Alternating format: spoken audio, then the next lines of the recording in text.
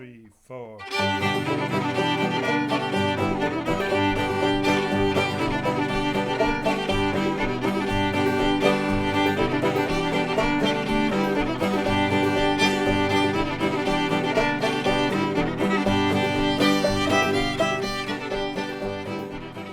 My first critical mass bike ride here in Los Angeles, which is a group bicycle ride, there she was. This woman who I knew was Kelly.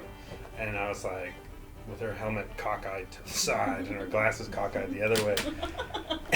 And I was like, oh my gosh, Kelly? And she was like, Ben? And so I got her number and we reconnected.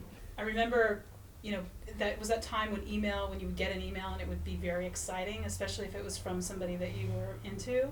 And so you would just sort of, wait for that email. And I remember just being really excited to get the couple of emails that I got from him. But yeah, because he was in Santa Cruz and I was in Long Beach, and then I left her, graduated from Irvine, we just lost touch.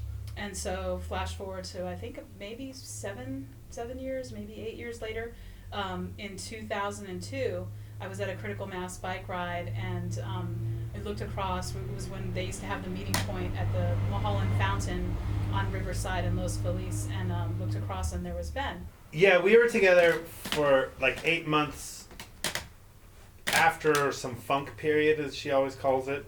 And then we were just together, and then it was, I think, 3 years into it. I don't know anymore. But we were in Mexico and swimming in the ocean. I really wanted him to ask me to marry him, and I wanted him to ask me to marry him there. And I remember sort of letting him know I was upset, and he was like, well, I was going to, but I didn't have time before we left to get a nice ring.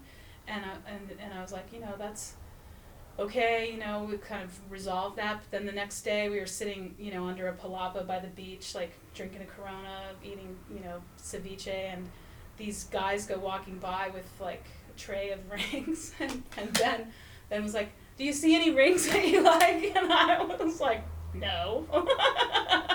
Because I would just, I was like, a beach ring, and so then what was so much better was that the last day that we were going to leave, we were in the ocean, and the water there is so great, and we were swimming, and then we just came together very close, and my ear was near his mouth, and he asked me to marry him, and I said yes. Common interests. That's where you meet, is common interests. Kelly and I met, oddly enough, common interests at the same time: Sonic Youth, guitar, noise, slop, which I loved playing. I had a lot of fun playing that. Not only with her, but by myself and with other friends.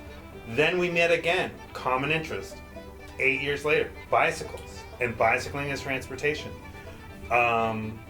Common interest then was folk music of sorts, and then we both honed in at the same time on old-time fiddle music.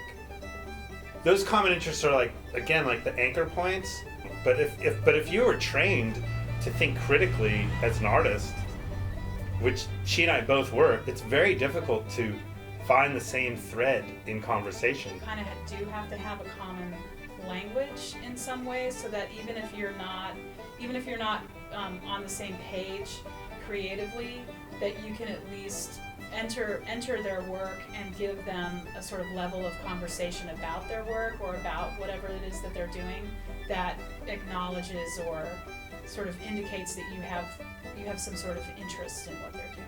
From the first time I met her in '95, when we re-met, I still had that driver's license with this sticky note on the back that said, tiny little sticky note from the first night we ever met, it was really nice meeting. So why do I have that? And why was I being weird, in the first 6 to 8 months? And the reasoning was, I told her, if we're gonna do this, then I'm gonna do this. And there will be no question, in my mind. I wouldn't have said, hey, let's get married, if there was some doubt of yeah, she's just making me do this. And it was no, this is it. And sometimes that's not such an emotional thing. It's not beautiful, it's not like a TV special. But it's for real. It's this is what I've chosen to do, what we've chosen to do. There's many, many rocky roads ahead. But the deal is you're there. Could you imagine going through all these rocky roads alone? You'd be fucked. When I met Ben, and like I was saying before, I had such a feeling that this person was my life partner, that then it just seemed like the most natural thing that I wanted to do was to commit my life to him.